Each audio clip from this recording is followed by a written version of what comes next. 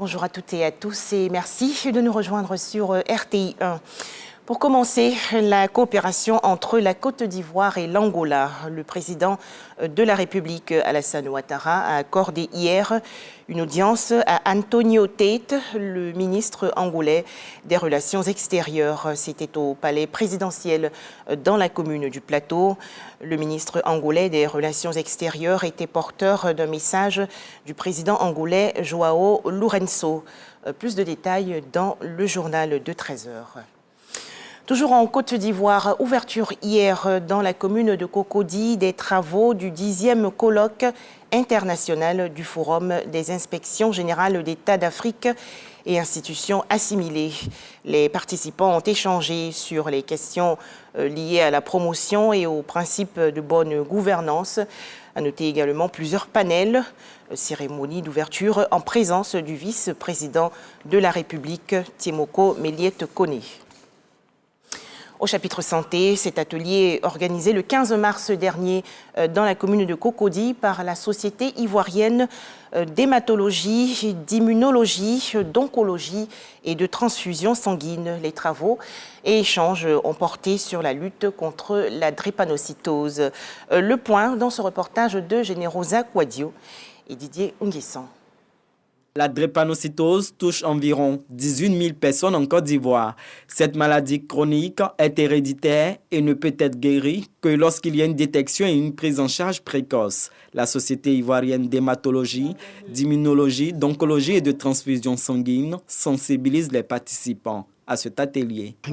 Et donc cet atelier, c'est pour prendre conscience de cette maladie et de mettre en place des procédures pour pouvoir lutter efficacement. On souhaite vraiment que l'État de Côte d'Ivoire décrète comme priorité de santé la drépanocytose en Côte d'Ivoire. Dans cette lutte contre la drépanocytose, la Fondation Pierre Fabre est un appui considérable. Elle dévoile ses actions. Nous accompagnons évidemment la prise en charge de ces enfants qui sont diagnostiqués drépanocytaires par un appui en médicaments, en bilan. Et aussi avec une couverture vaccinale importante. Nous appuyons également la formation des professionnels de santé. Il y a drépanocytose lorsque le gène S est présent chez l'individu. 50% des enfants atteints de drépanocytose décéderont avant l'âge de 5 ans, d'où l'appel du coordonnateur national.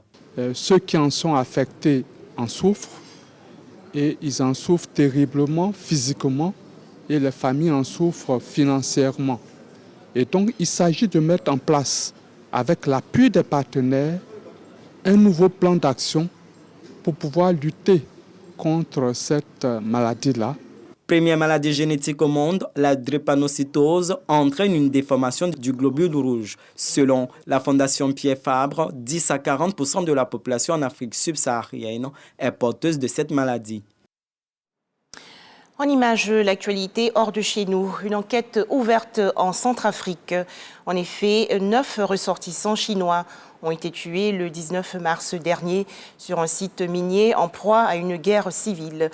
Cette attaque a été dénoncée par le président chinois Xi Jinping, qui a appelé hier à punir sévèrement les coupables. La visite dans plusieurs pays africains du chef de la diplomatie américaine, Anthony Blinken, se rend notamment en Éthiopie et au Niger. Les entretiens qu'il aura avec les autorités éthiopiennes et nigériennes portent sur le conflit au Tigré et la sécurité au Sahel. Objectif, concurrencer la présence accrue de la Chine et de la Russie sur le continent africain. Enfin, en France, la réforme des retraites définitivement adoptée hier à l'issue de 2 mois de contestation d'ampleur. À noter que le président français, Emmanuel Macron, va s'exprimer demain, mercredi 22 mars 2023, sur les télévisions nationales. Voilà, merci de nous avoir suivis à 13h, le journal sur RTI 1.